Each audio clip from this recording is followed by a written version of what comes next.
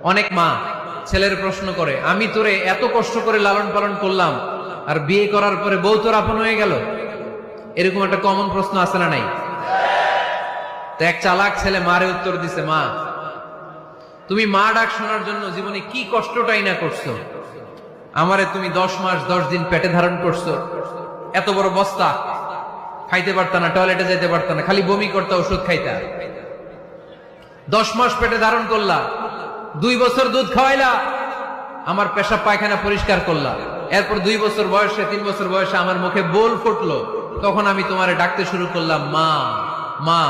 এই মা ডাক শোনার জন্য তুমি এত কষ্ট করলা, আর পরের বাড়ির মাইয়া বাড়িতে আইসাই তো ডাকা শুরু করছে মা মা।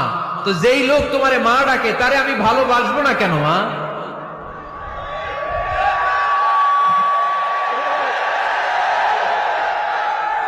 ঠিক কিনা?